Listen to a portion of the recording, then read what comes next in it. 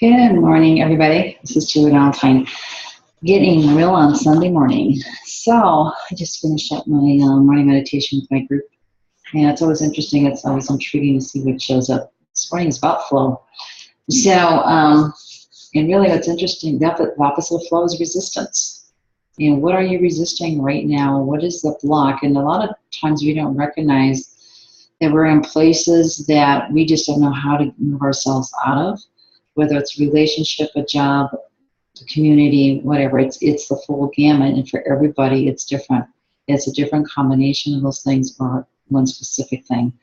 And we tell ourselves so many stories about, because the mind loves to be where it's familiar. And it's how we've lived most of our lives, is being where we're familiar. Whether that's, again, the job site, the community, the relationship, even if that relationship or that job makes you absolutely miserable, we'll stay in those spaces. And you may not even be able to tap in and know why you're not happy. What is it? And, for instance, usually it's because you're not being able to fully express yourself. There's some kind of safety thing, again, with the mind that says, I don't feel safe right now. And by doing something different. I may not be happy, and a lot of times it doesn't really care, the mind doesn't really care if you're happy or if you're satisfied with your life. What it cares about is that you're breathing and living and functioning. And this is how we get into these spaces where we do what I call the rinse repeat. We end up doing the same thing from day to day, and nothing seems to really feel, supportive and thriving. You have this gap there. So let's talk again about being in the flow. And I'll probably do a lot of talk about being in the flow. And as we go through our processes of elimination, there's a deep process that we go to as we just have no understanding, because we're coming from the mind, right, of how many layers of stuff we have that's unconscious that makes our decisions every day that we have no awareness of. So we can deep dive into what can that be. It can be often probably what my specialty is actually is helping people clear through the lineage stuff, our family stuff. We all have our family trees. It seems like every family has somebody who loves to do that. They love to have that big plaque you put on your wall.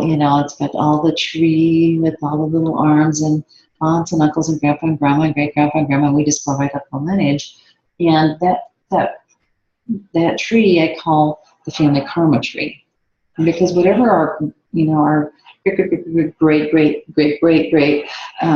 grandparents and aunts and uncles and nieces and nephews, whatever they experienced, and if it was caught in trauma or caught in despair or caught in those moments, it gets locked up in that belief structure, that pattern structure of that family. Well, now you can imagine generations of that, and we keep adding stuff to it, and we don't know how to heal it. And number one reason why a lot of times we don't know how to heal is because we weren't there for the experience. So it carries forth from generation to generation without our awareness. And this is why you'll see families repeat the same kind of life experiences over and over again. And it is interesting because, like, for instance, in my generation, my children could have resonated with multiple family lineages, right? My mother and my father on my side, or their father's mother and father on their side. So it's a lot of times if you have more than one child, you'll see them have very different life experiences, and a lot of times it is around what family are they most tied to, that they resonate with. And so it becomes a very interesting conversation. And so that's what I love about the work that I'm doing right now is with the group, is we get to go into that. We don't have to know what it is. We do not have to know what it is. We just need to have the intention that we want to heal it and release it, love it to death, and let it go on. What is the benefit of that for you? The benefit of that for you is through love and forgiveness. You don't have to know what it is. You can just release. And if your present life is showing you what it is that you are experiencing. It's showing you what's in your family tree. So it doesn't matter if it's an addiction, it doesn't matter if it's prosperity in a certain field. And for instance, you'll see families that you'll have generations of doctor after doctor after doctor, or farmer after farmer after farmer, or you'll see that type of projection going through the family. So there's a lots of things that are apparent to us, but we're not aware of them, of things that we are actually carrying from generation to generation.